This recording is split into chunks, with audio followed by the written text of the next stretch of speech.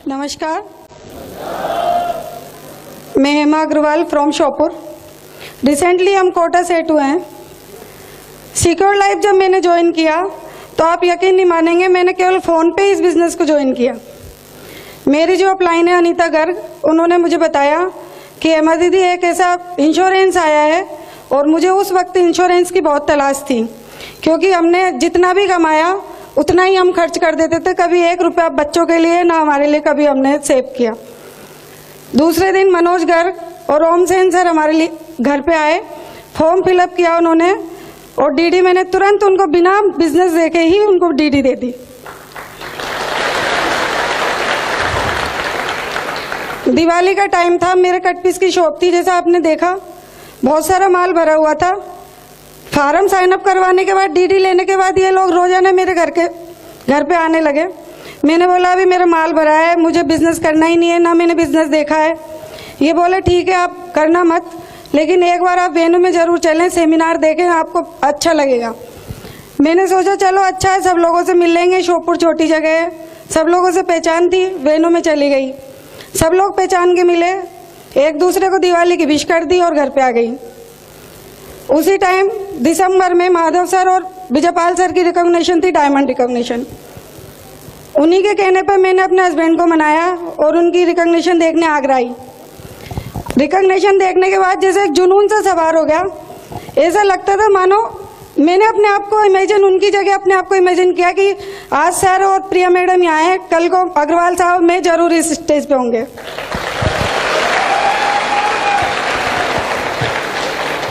बड़ी मुश्किलों के बाद मैंने इनको मनाया, एक बार आप बिजनेस देख तो लें। ये बोले नहीं मुझे नहीं करना। मैंने बोला आपको लैपटॉप चाहिए कि लैपटॉप चाहिए? मैंने कहा मैं आपको लैपटॉप दिलाती हूँ, लेकिन आप बिजनेस लें। इन्होंने पहले लैपटॉप लिया, बाद में फार्म साइन अप किया और इन्होंने डीडी दी, और बढ़िया अच्छी तरीके से हम दोनों कंधे से कंधे मिला के काम करने लगे। लोगों ने काफी हमारी किल्लियां उड़ाई, बोलते थे इनका थैला तैयार हो गया, अब ये घर घर जाके बेचेंगे सामान।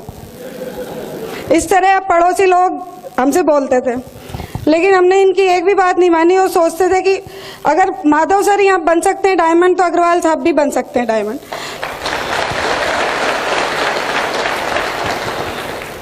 उन्हीं दिनों में ऐसा कुछ हुआ कि हमारे घर का डिवाइडेशन हो गया, और इस आस को लेके बिल्कुल मन में ऐसा विचार कर रखा था कि 5 लाख के मकान में से मैं निकली हूं, लेकिन 50 लाख का मकान सिक्योर लाइफ से बना के दिखाई।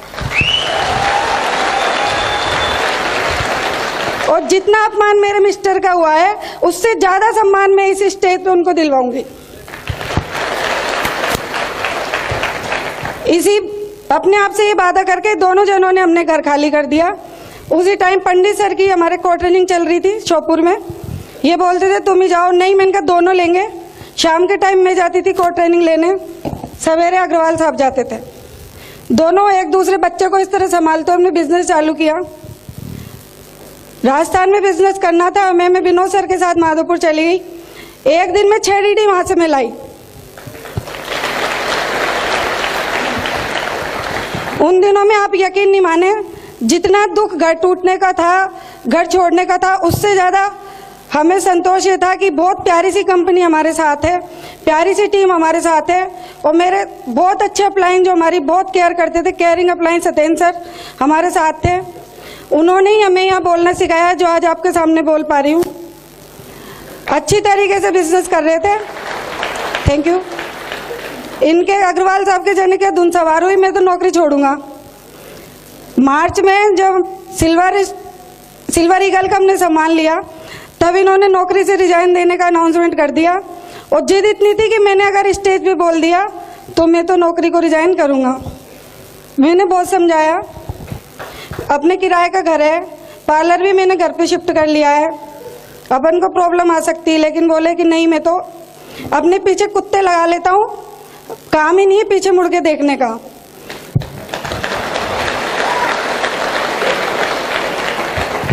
जैसा कि सर बताते, सत्येंद्र सर, वास्तव में मेरे को भी ग्रुप में लोग समझाने आते थे, हेमा जी ये पागल हो गया है, आपके 2 बच्चे हैं, किराए का घर है, नौकरी छोड़ रहा है, आपने पार्लर भी घर पे शिफ्ट कर लिया है।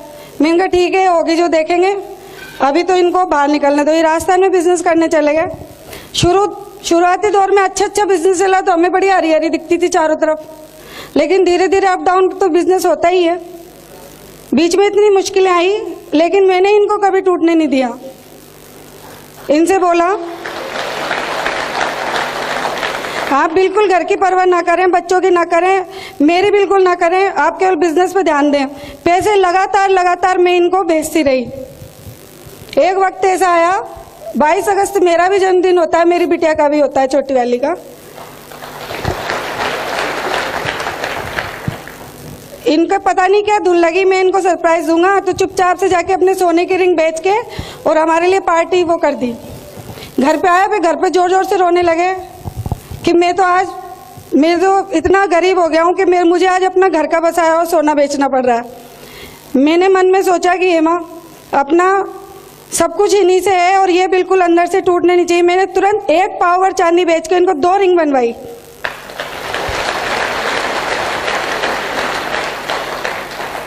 इस तरह एक दूसरे का हम सहारा बने। मुश्किलें तो आती हैं, सभी को आती हैं, हमें भी आई। एक दिन तो ऐसा था, इन्होंने माधोपुर से कॉल किया कि कल तो मैं भूख के मारे रोने ही लग गया। मुझे रात के 2:30 बजे तक एक निवाला पे मुझसे रोते रोते बोला, मैंने तुरंत, मेरे पास कुछ भी जरिया नहीं था, मेरे पिताजी ने जो शादी का बेड दिया था, मैंने 8,500 में वो बेड और गद्दे बेच दिए। इनको तुरंत पैसे भेजे, आप भूखे नहीं रहे बिल्कुल, और बिल्कुल अंदर से कमजोर। अपन को इसमें डायमंड बन के बताना है। जिन लोगों ने हमारा अपमान किया था, सभी लोग हमसे ये बोलते थे, मुझे अच्छी तरह याद है, कि तुमने जीवन में किया क्या, तुम जहाँ थे वहीं आज हो। लेकिन आज मैं कहना चाहूंगी कि जहाँ थे हम वहाँ से बहुत आगे बढ़ चुके हैं। जो सपने मैंने देखे, अग्रवाल साहब ने देखे, हमारे पूरे नहीं हुए उस टाइम पे, हम बच्चों के करेंगे। और अग्रवाल साहब कहते हैं बिल्कुल ये सही बात है कि मैं अपनी बेटियों के लिए दूल्हा ढूंढने जाऊंगा, दूल्हा मेरे घर पे आएगा।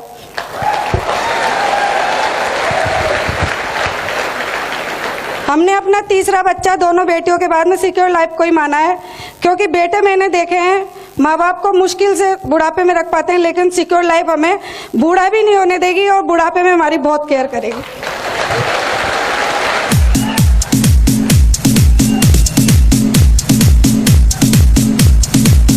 Thank you. मैं सिर्फ इतना कहना चाहूंगी, यहाँ सभी बैठी लेडीज, वर्क आप नहीं कर सकती हैं फील्ड में जाके, मुश्किलें होती हैं, कईयों के साथ फैमिली मुश्किलें रहती हैं, लेकिन अपने मिस्टर का बराबर से सहयोग करें। ज़रूरी नहीं है कि आप है ना उनको धन दौलत दें, बहुत सारा अपने मायके से पैसे ला के दें, लेकिन अपने पास जो है उसमें उनको संतुष्ट कर सकती हैं कि नहीं, आप बिल्कुल अंदर से कमज़ोर नहीं पड़ें, और बराबर से बिजनेस में उनका सपोर्ट करें, और इस मुकाम को चाहूँगी जल्दी हासिल करें। Thank you.